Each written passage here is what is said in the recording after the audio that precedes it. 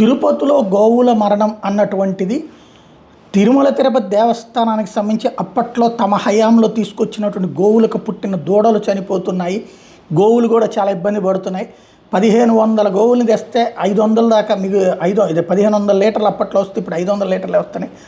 ఇలాంటి పరిస్థితి అంటూ కొన్ని ఫోటోలతో సహా కరుణాకర్ రెడ్డి ప్రకటిస్తే అదంతా అబద్ధం, కావాలని చేస్తున్నటువంటి అసత్య ప్రచారం, దీని మీద తీవ్ర చర్యలు ఉంటాయంటూ తిరుమల తిరుపతి దేవస్థానం హెచ్చరికలు జారీ చేస్తే అదంతా హంబక్ అన్నటువంటి చెప్పుకొస్తుంటే, అదే సందర్భంలో అక్కడ ఇట్లాంటి అంశాల మీద మాట్లాడేటటువంటి శివకుమార్ తాజాగా చెప్తుంది, గోవులు చనిపోయాయనేది అవాస్తవం అని టీటీడీ ప్రకటించింది కదా, వెంకటేశ్వర స్వామి వారి సాక్షిగా చెప్తున్నాను, అక్కడ పనిచేస్తున్న ఫారెస్ట్ ఆఫీసర్ శ్రీనివాసులు గారిని స్వామివారి ఆలయంలోకి వచ్చి చెప్పమనండి, అవాస్తవమని 100% చెప్తున్నాను, అక్కడ గోవులు చనిపోతున్నాయి అంటూ వెంకటేశ్వర స్వామి సాక్షిగా పనిచేస్తున్న అధికారులు ఇన్ని అబద్ధాలు చెప్పడం దారుణం అంటూ శివకుమార్ అంటూ అక్కడ ఏదైతే ఆధ్యాత్మికంగా టీటీడీకి సంబంధించి మాట్లాడేటటువంటి వ్యక్తి ప్రకటించడం అన్నది కీలకమైంది. ఒకసారి అదేమన్నారు విందాం.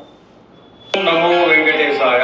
ఇప్పుడే సోషల్ మీడియాలో తిరుమల తిరుపతి దేవస్థానం వారు అవాస్తవాలని నమ్మవద్దు, టీటీడీలో స్వామి సాక్షిగా చెప్తున్న డిస్ట్రిక్ట్ ఫారెస్ట్ ఆఫీసర్, అక్కడ ఫుడ్ అడిషనల్ చార్జ్ గా పనిచేస్తున్న ఏ శ్రీనివాసుల్ని వెంకటేశ్వర స్వామి ఆనంద నిలయంకు వచ్చి చెప్పమనండి, ఇది వాస్తవమా అవాస్తవమా అని చెప్పేసి ఇది మరి టీటీడీ ఏం చెప్తుందో, అసలు దీని మీద ఏమన్నా స్పష్టమైన ప్రకటన అంటే ప్రకటన అయితే అదంతా అబద్ధం అన్నటువంటిదే చెప్పుకొచ్చింది. ఏం జరుగుతుందో చూడాలి.